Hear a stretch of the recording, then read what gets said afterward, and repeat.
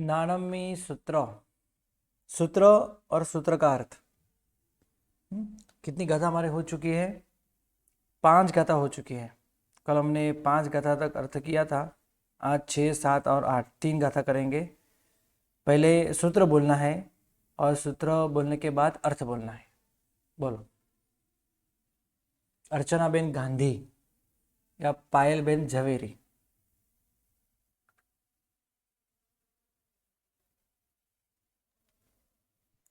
हाँ प्रणाम। जी प्रणाम। कई सूत्र से नानम्मी सूत्र, नानम्मी नाम दंसनम्मी य। हाँ हाँ एक मिनट बोलो છો बोलो।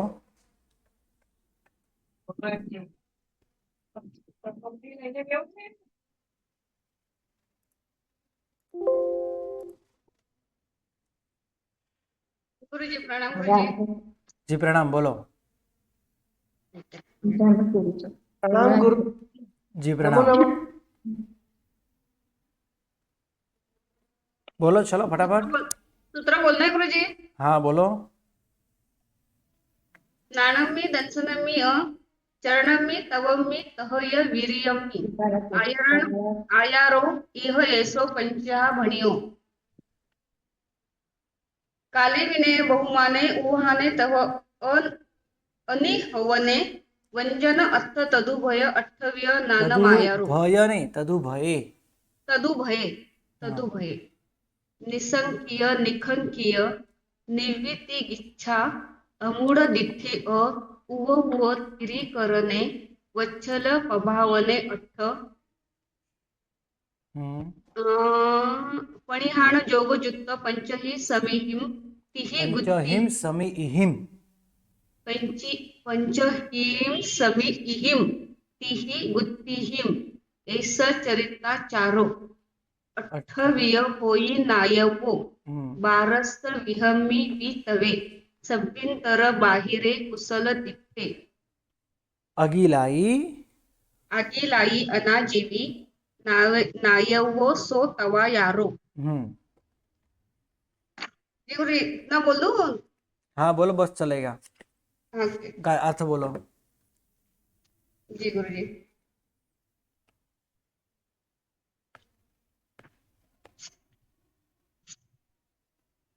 पंचाचार बोलो, शुरू करो। ज्ञान दर्शन और चारित्र के विषय में किया जाने वाला आचरण यानी आचार है। यह जो 5 प्रकार के आचार कहा गया है, काल विनय बहुमान उपज्ञान अनहीनता व्यंजन अर्थ तथा तदुभय ये ज्ञानाचार के 8 आचार है। ज्ञानाचार जिसके द्वारा आत्मकल्याण का मार्ग जाना जा सकता है, यानी मोक्ष मार्ग के बोलो। उपायों का बोध हो सकता है, इसे ज्ञानाचार कहते हैं। यस। इसमें गुण की वृद्धि करने के लिए बाह्य या 4:45 अंतरंग उसे ज्ञानाचार कहते हैं। सुधरे हो। दर्शनाचार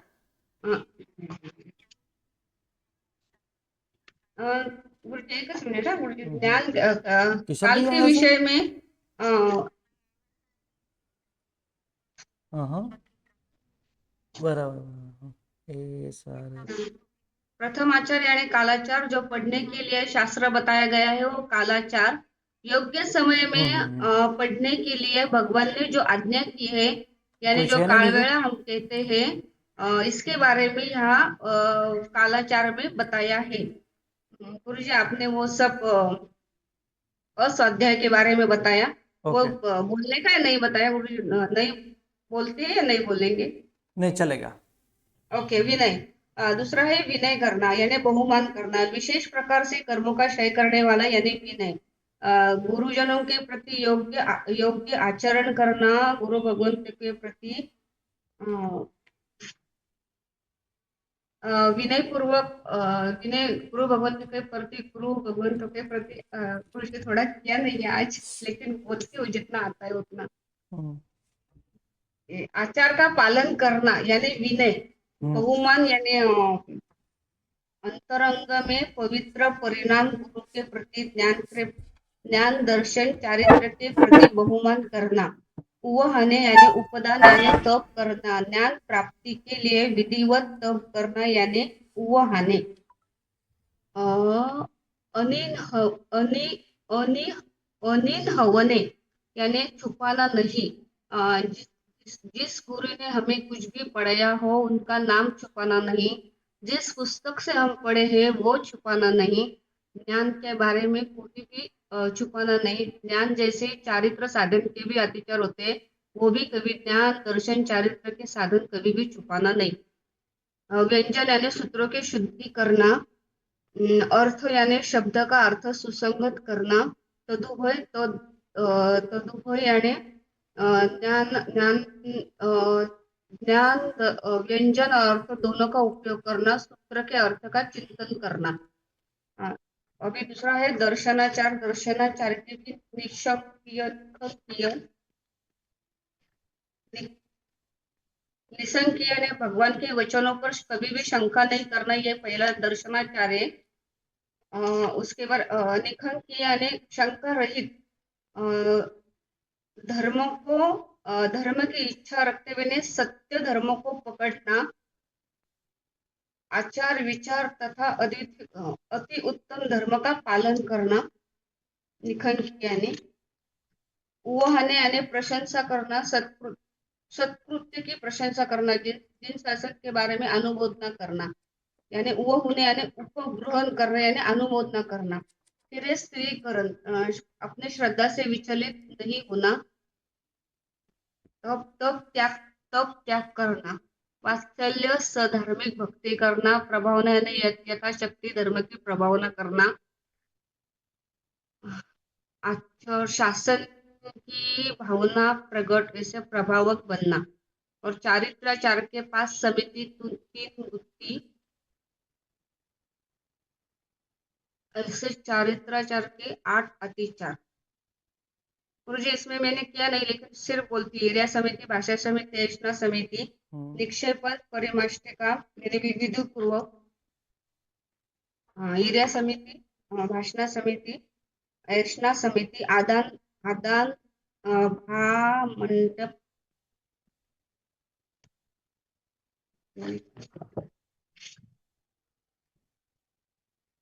आदान भंड मत्त निक्षेपणा समिति, पारिष्टपनिका समिति, और 3 गुत्ती, मन गुत्ती, वचन गुत्ती, काय गुत्ती, और तपाचार में बाह्य तप और अभ्यंतर तप। ओके जी गुरुजी।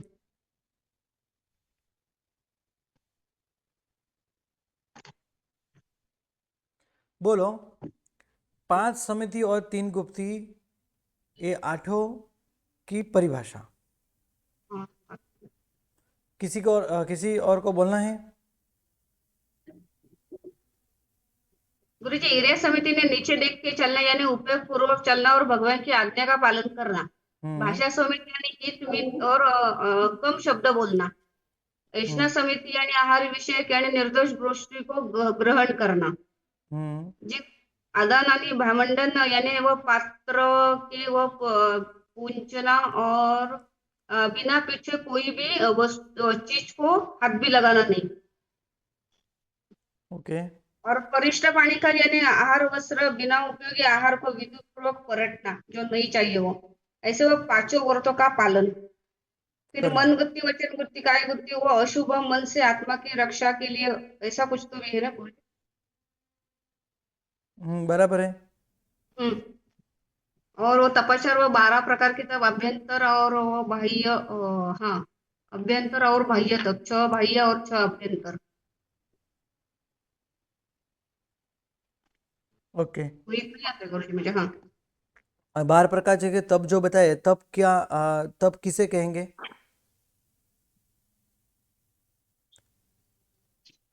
तब किसे कहते हैं? जिससे हमारी कर्म निर्जरा हो।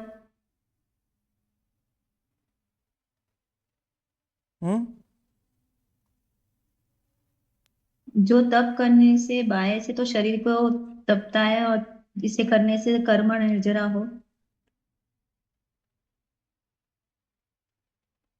गुरुजी इच्छा का निरोध करना तप है। इच्छा का निरोध करना, अच्छा को रोकना तप है। ओके। कल एक पढ़ने ने प्रश्न किया था आपको, 5 समिति में भाषा समिति और 3 गुप्ती में वचन गुप्ती, भाषा समिति और वचन गुप्ती में अंतर क्या है? गुरुजी मैं बोलो। बोलो।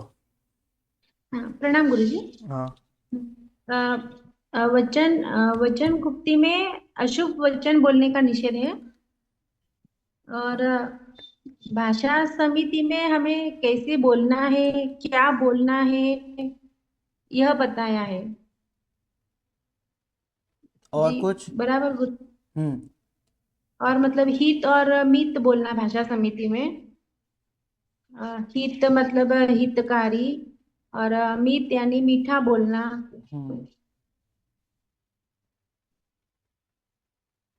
बराबर है गुरुजी। ओके। और कुछ किसी को बोलना है? बोलो। गुरुजी मैं बोलूं? हाँ बोलो। गुरुजी, समिति में ये बताया जाता है कि क्या करना और कैसे करना, ओके। चाहे वो एरिया समिति हो, चाहे भाषा समिति हो, चाहे कोई 5 में से कोई सी समिति हो। गुरुजी, गुप्ती में ये बताया जाता है कि क्या नहीं करना या किस चीज से मन को रोकना।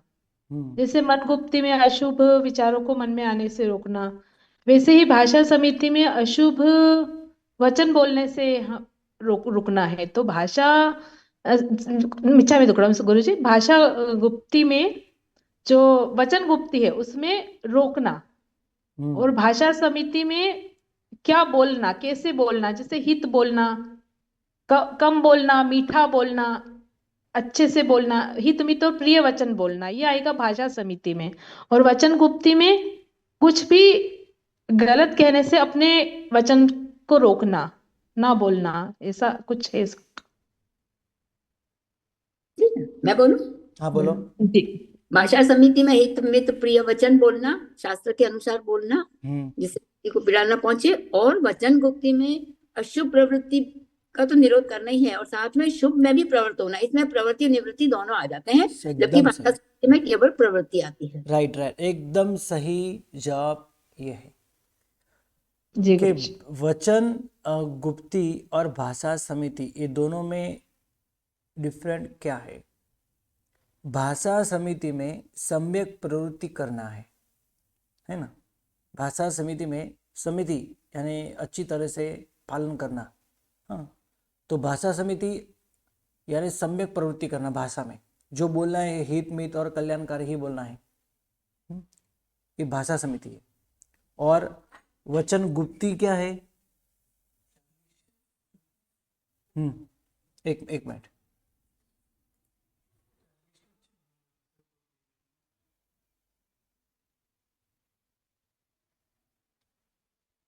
चार 20 छः।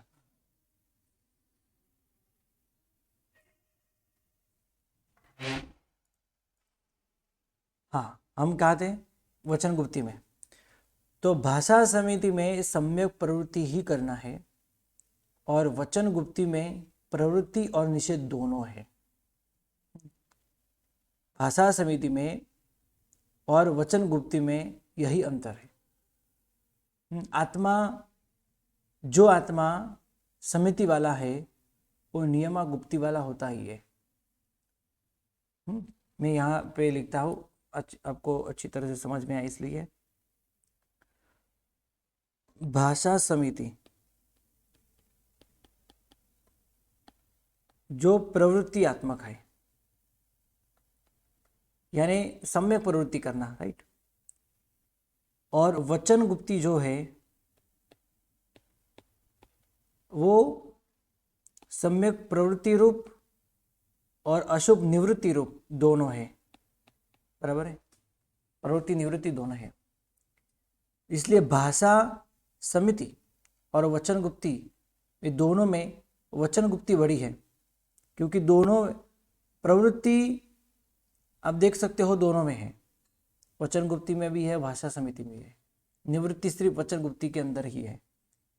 यानी जो आत्मा, जो जीव समिति वाला है वो नियमा गुप्ती वाला है, क्योंकि दोनों के अंदर प्रवृत्ति है। इसलिए जो समिति वाला है, राइट, वो गुप्ती वाला भी होता ही है। पर लेकिन जो गुप्ती वाला होता है वो सम्मति वाला हो भी और न भी। जैसे मैं अशुभ वचन नहीं बोल रहा, यानी निवृत्ति है, लेकिन जो अच्छे शब्द है जो बोलने चाहिए वो तो नहीं बोलते ना, इसलिए भाषा समिति नहीं है, वचन गुप्ती है। राइट, यही दोनों में अंतर है। जो अच्छे हित में शब्द बोल रहे हैं वो वचन गुप्ती वाला भी है और भाषा समिति वाला भी है। हमको तो कर यहाँ पे दोनों करना है। राइट, भाषा समिति और वचन गुप्ती।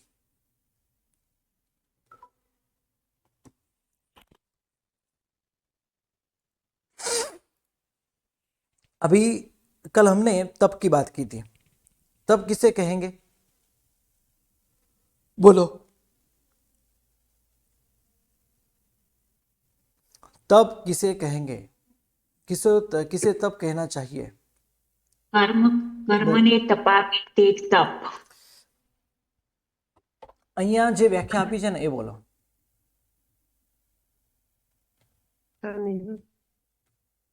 हाँ, कल हमने बात की थी तप किसे कहेंगे कि जो अगिलाई और अनाजीवी दोनों से युक्त है वही तप है, नायब वो सो तवा यारो, वही तपाचार है। ऐसा कुशल दिट्ठे जिनेश्वर प्रभु ने कहा है कि जो अभ्यंतर तप और बाह्य तप स्वरूप है, लेकिन जो तप जिसके अंदर कोई भी प्रकार की बीमारी नहीं है, मतलब वो तप करने से बीमार हो जाए ऐसी तपस्या नहीं है, तो वह तप तपाचार है। उसे ही हम तप सच्चा तप कह सकते हैं। और जो तप में यश अपयश नहीं, अपयश तो नहीं लेकिन यश, इसकी इच्छा नहीं है, लोभ नहीं है कोई भी प्रकार का, खाने पीने की चीज के ऊपर कोई लोभ नहीं है, मेरा पारना अच्छा हो जाए, मुझे मान सम्मान आदि मिले और खाने की चीज भी बहुत अच्छी मिले और मैं तपस्वी हो ऐसा समझ के लोग मुझे मेरे पास आएंगे, मुझे वंदन करेंगे और विनंती करेंगे, मैं उनके घर पे जाऊंगा और अच्छी अच्छी चीज भोराऊंगा, ऐसी इच्छा भी बिल्कुल होनी नहीं चाहिए। हम हमारी बात करें तो अड़स पड़ोस के सब आगे हमको विनंती करे, उनके घर में जाके मैं खाना खाऊं, या फिर बड़े बड़े व्यक्ति भी मुझे बुलाए, मुझे मान सम्मान आदि मिले, ऐसी कोई भी प्रकार की जिसमें इच्छा नहीं है, अनाजीवी, ऐसा तप जिसमें है वही तप तपाचार है। उसी को ही हम तप कह सकते हैं, उसी को ही हम तपाचार कह सकते हैं। ગુરુજી અહીંયા ગ્લાનિ કે દુર્ગંધા બીના એટલે શું? दुर्गंधा भाव भी नहीं होनी चाहिए। दुर्गंधा भाव सहज हमको कभी कभी हो जाती है ना। और तपश्चर्या करो तो हमारे पेट में दर्द होता है, हाँ, लेटरिन आदि नहीं होती और कुछ दिनों के बाद या फिर बहुत टाइम के बाद होती है तो दुर्गंध भी ज़्यादा आती है, या मुख से भी दुर्गंध आती है, तो उससे दूर हो जाना, नहीं ये तपस्वी है, उनके पास मत आओ, बहुत गंध आती है, ऐसे दुर्गंधा भाव भी नहीं होनी चाहिए। हाँ, या फिर कोई तप कर रहा हो, उनके ऊपर भी कोई भी प्रकार की उनकी निंदा आदि भी हमको नहीं करनी चाहिए, तो वही तप सच्चा है। हाँ, कोई ऐसे भी है हमारे जैनों में, नहीं मैं तप नहीं करूँगा क्योंकि तप करूँगा तो मुख नहीं धोने का, ऐसा ही बैठे रहने का, और इसके बिना तो चलता ही नहीं मुझे, है ना। ये दुर्गंधा भाव है एक प्रकार का, ऐसा भी नहीं होना चाहिए। देखो वो जो मुनि भगवान थे, वो जो मुनि भगवान थे ना, कुरगड़ु मुनि, है ना, उनको केवल ज्ञान की प्राप्ति हुई थी। सब तपस्वी भगवान, तपस्वी मुनि भगवान इन्होंने पात्र के अंदर थूके तो क्या उन्होंने क्या सोचा था? दुर्गंधा भाव की, अल्प भी नहीं की, इसलिए तो उनको केवल ज्ञान की प्राप्ति हुई। उनके प्रति अहोभाव था। हाँ, अभाव था। क्या हुआ? उनको केवल ज्ञान की प्राप्ति हुई, अगिलाई अनाजीवी, है ना। ग्लानि मतलब बीमार पड़ हो जाना, ऐसे भी हम तपश्चर्या नहीं होनी चाहिए। हाँ, और एक धर्म यानी तब धर्म को हम ज़्यादा महत्व दें और अन्य धर्म को, क्रिया आदि को महत्व न दें। परुषण आदि हो तो 28 करेंगे, मासक श्रवण करेंगे, अठम तप आदि करेंगे, लेकिन सोते सोते सब क्रिया सोते सोते करेंगे, मोबाइल देखेंगे, कोई भी प्रकार की क्रिया नहीं करेंगे। देरासर में भी जाना हो तो 1-2 मिनट पूजा करके, एक भगवान की पूजा करके तुरंत निकल के आ जाना, अष्ट प्रकार की पूजा आदि नहीं करना।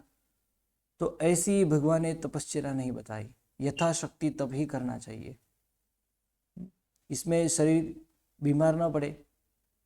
अन्य धर्म अपना गुजराती में कहेवाय के बीजा धर्म न सीधाय एवी तपश्चर्या होवी જોઈએ। એટલે ગ્લાની પણ નહીં, દુર્ગંધા ભાવ પણ નહીં, અને એ જ પ્રમાણે આજીવિકા પણ નહીં। આ ત્રણેય ન હોય તો એ તપાચાર, એ તપ કહેવાય, બાકી એ તપાચાર ન કહેવાય। બોલો। આજીવિકા કેવી રીતે ગુરુજી તપમાં? આ તપમાં હોય ને આજીવિકા, સારું સારું ખાવા મળે એટલા માટે તપ કરવાનું। ઓ હા, પારનામાં બહુ સારું સારું ખાવા મળે એટલા માટે તપ કરવાનું। આજુબાજુ પડોશીમાં જવાનું મળે, પરિવારમાં જવા મળે, મોટા મોટા વ્યક્તિઓ પણ આપણને બોલાવે, માન સન્માન મળે। હા, કોકને માન સન્માન બહુ પ્રિય હોય, એના વગર ના ગમે। હા ભાઈ, તું મને બહુ માનપૂર્વક મને બોલાવે તો હું તારા ત્યાં જમવા આવું। તો આ રીતે પણ લોભ ન હોવો જોઈએ એક પ્રકારનો, ખાવાના પદાર્થો પ્રતિ પણ નહીં અને યશ ઉપર પણ નહીં। આ મારી કીર્તિ ચારે જગતમાં મને દેવતાઓ પણ આવીને વંદન કરે, એવી ઈચ્છા પણ ન હોવી જોઈએ। તો એવી ઈચ્છા હોય તો એમને તપ ન કહેવાય। આજે હેમ વલ્લભ સોરી આચાર્ય ભગવાન એવું બેઠા બેઠા વિચારે કે મારાથી તો દેવતાઓ પણ પ્રસન્ન થઈ જાય અને આવે અને આવીને મારો જય જયકાર કરે, મને બધા સારું સારું બોલે, તો અગિલાઈ અને અનાજીવી, है ना। ग्लानि के दुर्गंधा भाव, आजीविका जेमा न होय एवी एवो तप होवो जोईए। एवो तप ज साचो तप कहेवाय। अने आवुं कोणे कीधुं छे? आनुं नाम आमां लख्युं छे। आवुं कोणे कीधुं छे? कुशलदिठ्ठे। जेमनी दृष्टि कुशल छे एवा कोण? जिनेश्वर भगवान। कुशल अने आ जिनेश्वर भगवाने केवा प्रकारना तप बताव्या छे? अभ्यंतर बाहिरे, अभ्यंतर तप अने बाह्य तप। 6 अभ्यंतर तप छे, 6 बाह्य तप छे। टोटल 12 प्रकारना तप बताव्या छे। 12 विहम्मी, विह यानी विध यानी प्रकार, 12 प्रकारना तप अभ्यंतर अने बाह्य स्वरूप तीर्थंकर भगवाने बताव्या छे। पण ए तप ए साचो तप, ए तपाचार त्यारे ज कहेवाय के जेनी अंदर अगिलाई, ग्लानि की दुर्गंधा भाव न होय के पछी अनाजीवी, आजीविका माटे ए तप न होय। आनी अंदर आजीविका अने एना पहला अमूकवामां आव्यो छे। अ एटले नहीं, है ना, अ एटले नहीं। तो अगिलाई अनाजीवी एवो तप ए ज तपाचार छे। ए प्रमाणे तीर्थंकर भगवान कहे नायवो, एने ज साचो तप तमे स्वीकारो। नायवो एटले जानो, राइट। बोलो, कोईने प्रश्न? गुरुजी, यहाँ पे अनाजीवी अपना आजीविका में ये भी ले सकते हैं ना कि जैसे कोई गरीब है, साधर में कोई भी समझ लीजिए, उसके बिल्कुल नहीं खाने का, तो वो सोचता मैं तप कर लूं और मेरा गुजारा भी हो जाएगा, मेरे को खाने को मिल नहीं रहा है वैसे, तो इसलिए मैं तप करूं। नहीं, लेकिन भावना ऐसी नहीं होनी चाहिए। हाँ नहीं, वो है तो वो उससे तो रहित करना, पर ऐसी भी हो सकती है ना इसकी भावना, तो उससे रहित करना है उसको। हाँ, भावना गलत ना हो तो ठीक है। बिल्कुल बिल्कुल बिल्कुल। ओके जी, बोलो। ગ્લાન એટલે તો બીમાર કે વૃદ્ધ કરીએ ને આપણે અર્થ? नहीं, वृद्ध नहीं करवानो। ग्लानि एटले शरीर में वीकनेस आवी जाए एवो तप न होवो जोईए। એટલે એવી તપસ્યા નહીં કરો કે આપણે બીમાર પડી જઈએ અને બાકીના બધા ધર્મ, બીજા બધા ધર્મો સીધાઈ જાય. પર્યુષણમાં એવી મોટી તપસ્યા નહીં કરવાની કે પછી આપણા પ્રતિક્રમણ રહી જાય, ભગવાનની પૂજા રહી જાય, ભગવાનનું દર્શન રહી જાય. રાઈટ? એટલે ગ્લાનિ શબ્દ એવા અર્થમાં છે, બીમાર ન પડવું. હા, તપશ્ચર્યા કરવી, યથાશક્તિ તપ કરવાનું, અને એની સાથે બીજા ધર્મો જે ભગવાને કર્તવ્ય સ્વરૂપે બતાવ્યા છે એ કર્તવ્ય બધા ન હણાય એવો તપ હોવો જોઈએ. રાઈટ? બીમાર ન પડવો જોઈએ. ઓકે? એટલે બીજા આવશ્યક ક્રિયાઓ જે ભગવાને કહી હોય એ સીધાતા હોય તો તપ ન કરવું. તપ એમ નહીં, એ ઉલટી વ્યાખ્યા નહીં કરવાની. આવી રીતે નહીં બોલાય. હા, તપ કરવાનો, પણ બાકીના ધર્મોનો સીધા એવી રીતે તપ કરવાનો, આમ બોલાય. હા ભાઈ, તો એનો મતલબ હવે તમારા મત પ્રમાણે એનો ભાવાર્થ એવો પણ થઈ જાય હે ને કે ભાઈ બાકીના ધર્મો સીધાતા હોય ને તપ જ ના કરાય. હા, એ બાકીના ધર્મો સીધા છે એટલે તપ ના કરાય. ભાઈ મારી અષ્ટપ્રકારની પૂજા રહી જશે, હું તપ નહીં કરું, હું મારાથી આ નહીં, તો આ ખોટું કહેવાય. નહીં, હું એવી રીતે તપ કરું કે બાકીના ધર્મ મારા સીધાય નહીં. બંનેમાં બહુ મોટું અંતર છે. હું એવો તપ કરું કે મારા બાકીના ધર્મો, બાકીના કર્તવ્ય ન હણાય, એ ન સીધાય, એવી રીતે કરું. હા, મારા સીધાતા હોય તો મારે હવે તપસ્યા નહીં કરવી, આવી રીતે ઉલટો નહીં વિચારવાનું. જી નહીં, એટલે તપસ્યા કરવી અને બીજા ધર્મ આવશ્યક ક્રિયાઓ સીધાતા ન હોય, બધું વિચારીને જ કરવાનું. હા, તપ આદિ આપણે જ્યારે પણ કરતા હોય ને, આપણે તપ બધું વિચારીને જ કરવાનું. જો મારે આટલું તો કરવાનું જ છે, હા બોલ, મારાથી બધું થશે, હા તો હું આ તપ કરું. એટલે એનો મતલબ શું થાય ખબર? બાકીના ધર્મમાં પણ સારો એવો પક્ષપાત છે. ભગવાને માત્ર તપ જ કરવાનો નથી કીધો, યથાશક્તિ તપ કરવાનો કહ્યો છે. આ બધા શબ્દોથી જ આપણે એકદમ કોમન, એના માટે આપણે કોમન શબ્દ વાપરીએ. શું? યથાશક્તિ, જે પ્રમાણે આપણી શક્તિ હોય ને એ પ્રમાણે કરવી. હા, આપણે પછી એ સાથે આપણી બધી ઇન્દ્રિયો હણાઈ જાય, ઇન્દ્રિયો બધી મંદ પડી જાય, ઇન્દ્રિયની શક્તિ મંદ પડે, આવી તપસ્યા ભગવાને બિલકુલ બતાવી નથી. આંખમાં અંધારા પટ આવી જાય, આવી દેખાય નહીં, ચક્કર આવવા માંડે, હે ને, અને ન સંભળાય એવી અવસ્થા થઈ જાય. એટલે આપણી ઇન્દ્રિયો હણાઈ જાય. હવે ઇન્દ્રિયોથી તો બધું ચાલે છે. આગળ પણ મોટી તપશ્ચર્યા કરશું તો ઇન્દ્રિય દ્વારા જ કરશું. 5 ઇન્દ્રિયમાં કામ લાગશે અમારે. પછી ઇન્દ્રિયો બંધ પડી જશે તો અમારે પછી કેવી રીતે આગળ તપ આપણે કરશું? બાકીના બધા કર્તવ્ય કેવી રીતે કરશું? એટલે યથાશક્તિ એમાં કે પછી અગિલાઈ અને અનાજીવી, આ બંને શબ્દો એકદમ પરફેક્ટ આવી રીતે યાદ રાખવાના, સમજવાના. બીજો કોઈ प्रश्न तो पूछो। गुरुजी, लेकिन वो तप करते वक्त अगर किसी को कुछ हो जाता है, बहुत सारे लोगों को उधर बैठे बैठे बहुत कुछ होता है, तो फिर क्या वो छोड़ देना, क्या वैसे ही पकड़ना? नहीं, बीच में तो छोड़ना तो नहीं है। पचकान हमने किया है तो छोड़ना तो नहीं चाहिए। हाँ, लेकिन धीरे धीरे धीरे करके हम वो तपस्या पूरी कर रहे हैं, और उसमें कुछ दिक्कत आ जाए तो गुरु भगवान को आप प्रश्न पूछ सकते हो, गुरु भगवान के पास आप जा सकते हो। इसका जो को इसका वर्णन करना श्रावक के लिए उचित नहीं है, और इसका वर्णन मेरे मुख से सुनना आपके लिए भी उचित नहीं है। हाँ, इसमें अपवाद भी होते हैं, इसमें अपवाद भी होते हैं। अभी क्या करना चाहिए, है ना, तो गुरु भगवान अपवाद भी देते हैं, देखो ये ऐसा करो ऐसा करो। हाँ, लेकिन जो अपवाद जो है ना वो किसी जाहिर में सबके सामने कहने नहीं चाहिए, होते हैं, गुरु भगवान को पूछ के करने चाहिए। कभी कभी चातुर्मास खाली रहता है ना, तो गुरु भगवान नहीं रहते। हाँ, वो तो ठीक है, बाद में तो अभी तो यंत्र है हमारे पास, है ना, हाँ मोबाइल आदि है, पूछ लो। हाँ हाँ, ओके ओके। गुरुजी बहुत बार सलाइन चढ़ा के भी ये तपस्या अगर खत्म होने को आई है तो वो भी करते हैं, तो वो भी गुरु भगवान को पूछ के ही हाँ, होना गुरु चाहिए। भगवान के पूछ के कर सकते हैं, गुरु ठीक है। भगवान को पूछ के कर कुछ सकते हैं। एकदम एंडिंग में मास कमन है, कुछ 10 दिन बचे, 5 दिन बचे, तो कभी ऐसे होता है ना गुरुजी? जी जी हाँ, लेकिन कुछ लोग ऐसे भी होते हैं। इसमें देखो, इसमें आपको थोड़ी गंभीर बात आपके मैं बताऊं। अभी किसी की बहुत हालत खराब हो चुकी है और वो हॉस्पिटल में आ गए हैं और उनको कुछ ऐसे सलाइन आदि लगाया हो, तो अभी इसमें गुरु भगवान क्या कहते हैं? हाँ, देखो, हम जो तपस्या आदि करते हैं ना, वो तप किसका होता है पता है?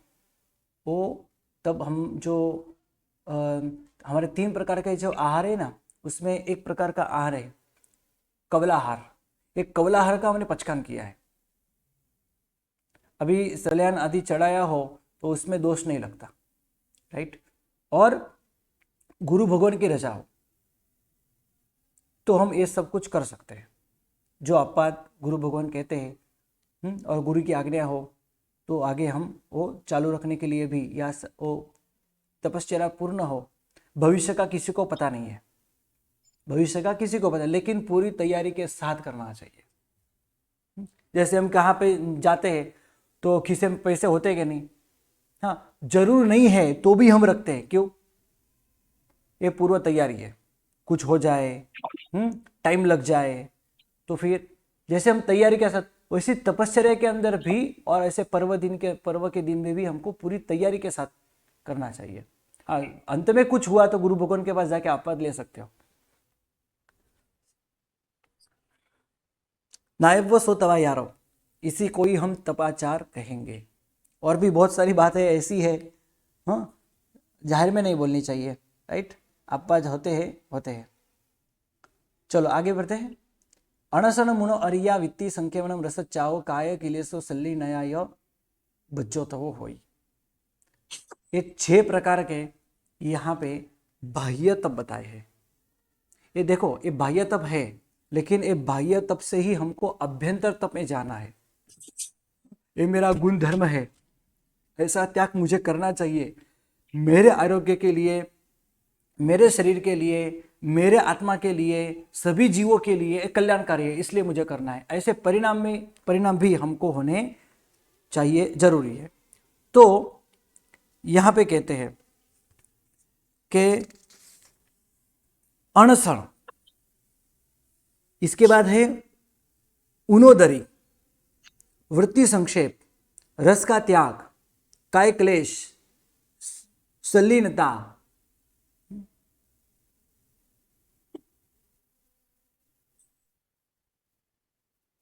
ये 6 प्रकार के तप शास्त्र में बताए। अनशन, उनोदरी, वृत्ति संक्षेप, रस त्याग, काय क्लेश और संलीनता। सभी का अर्थ समझते हैं। अनशन यानी आहार का त्याग। कितने प्रकार के आहार बताए हैं शास्त्र में? 4। असरणम पाणम खैमम सैमम, राइट। ये 4 प्रकार के आहार बताए हैं। ऐसे चारों प्रकार के आहार का संपूर्ण त्याग करना। ये अनशन भी 2 प्रकार के हैं, एक इत्वर कथित अनशन और यावत कथित अनशन। यावत कथित यानी जब तक मेरा जीवन चले तब तक संपूर्ण त्याग, चारों आहार का। हम इसी को ही अनशन मानते हैं। उसने अनशन किया यानी दिगंबर मत में बहुत प्रसिद्ध है। अनशन करना यानी चारों आहार का त्याग करना और शरीर को छोड़ देना, परभव में चला जाना। यावत कथित अनशन जिसे कहते हैं। वर्तमान टाइम में जैन श्वेतांबर संप्रदाय में ऐसी अनशन की विधि जो शास्त्र में भी बताई है। आज के गीतार गुरु भगवान ने ऐसी अनशन की क्रिया को अभी स्टॉप की गई है, मतलब उन्होंने मना किया है अभी ऐसा, क्योंकि पहले के समय में संघयन आदि बहुत बलवान था, इसलिए और उनकी भावना भी स्थिर रहती थी, इसलिए पहले के समय में ये सब कुछ मुमकिन था। वर्तमान काल में ऐसा करना इम्पॉसिबल, ऐसा नहीं कहता, पॉसिबल है, लेकिन कभी कभी उसमें आर्त ध्यान होने की भी या रौद्र ध्यान होने की भी संभावना आ जाती है। अभी भविष्य किसको पता। हमने तो अनशन ले लिया, अच्छी भावना भी चल रही है, लेकिन अंतिम 1 सेकंड में ऐसी कोई अशुभ भावना आ जाए और हमारी दुर्गति हो जाए तो वही अनशन, मनुष्य भाव सब हम 1 सेकंड में हार जाएंगे।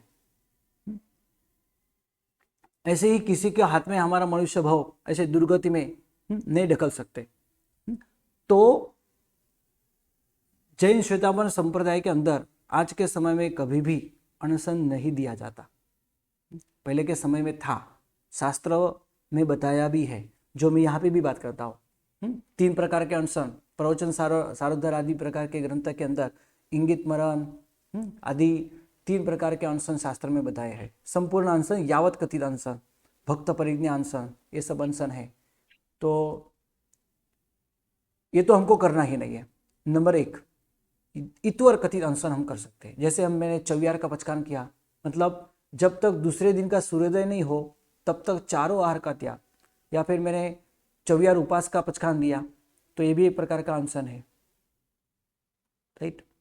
यानी जिसके अंदर चारों प्रकार के आहार का संपूर्ण त्याग है उसे हम अनशन कहेंगे। उनोदरी, जितनी हमारी भूख है उससे थोड़ा कम खाना। ऐसा देखा जाए तो ये बहुत सिंपल है ना, ऐसा देखा जाए तो बहुत सिंपल है, लेकिन उतना ही कठिन है। कोई अच्छी चीज़ आए तो हमको उसको उस समय छोड़ देना, नहीं मेरा पेट भर गया है, आज मैं इतना ही खाता हूँ, इतना ही मेरा आहार है, ऐसा समझ के ऐसी चीज़ को त्याग करने देते, ज़्यादा नहीं खाना चाहिए।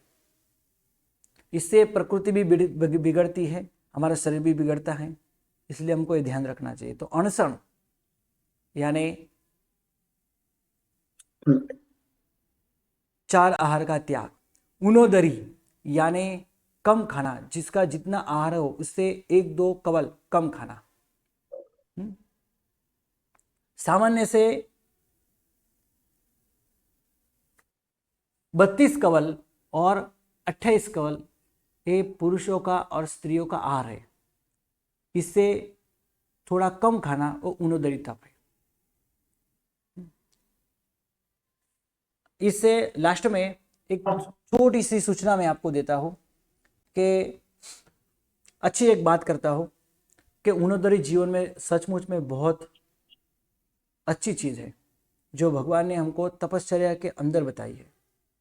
कम खाना, यानी जितना हमारा आहार है उससे थोड़ा कम खाना।